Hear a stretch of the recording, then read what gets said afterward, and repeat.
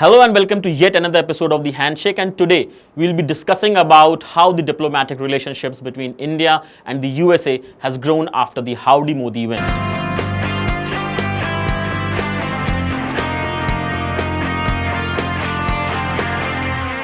If statecraft and stagecraft are becoming indistinguishable, there could have been no bigger illustration than the star-studded joint rally by Prime Minister Narendra Modi and President Donald Trump in Houston before a humongous crowd of Indian Americans.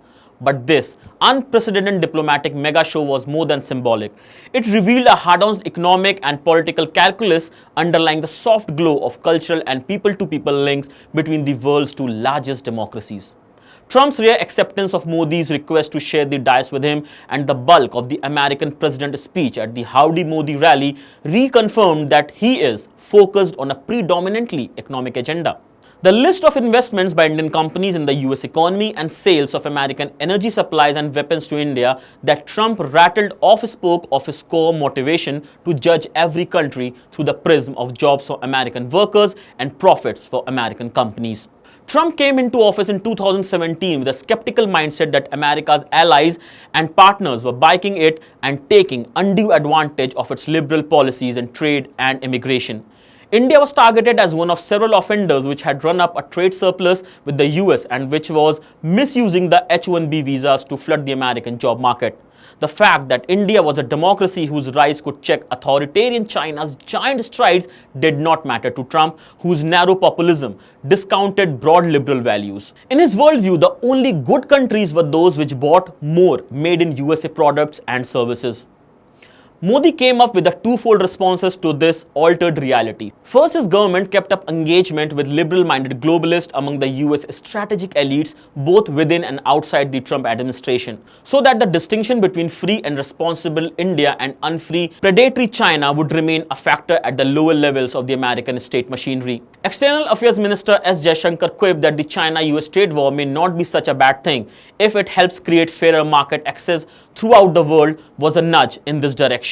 Second, Modi grabs the essence of Trump's transactional attitude and resets the tenor of dynamic of bilateral ties in an intensely pragmatic way that addresses Trump's pet peeves. India bought American oil, pared down the trade deficit by 7% in 2018, avoided publicly attacking Trump on his tariffs and immigration restrictions. Negotiations to settle and trade the dispute and promises to buy more American weapons were thrown in to pacify the Trump's hard-line instincts. Reading Trump as out-and-out political animal who measures the worth of each country by how it may or may not aiding his domestic popularity ahead of the 2020 US presidential elections, Modi also dangled the large Indian diaspora as a concrete carrot.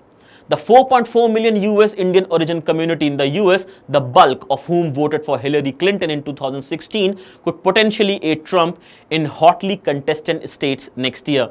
Modi's reminder in Houston about how Ab Ki Baar Trump Sarkar resonated in the 2016 US election was not just a refrain on his own 2014 Indian election tagline, but a tantalizing hint to Trump to tap the gold mine of the Indian diaspora. In an earlier era, such crafty playing of the diaspora card would have been shunned as risky and avoided as unwarranted interference in internal affairs of the US.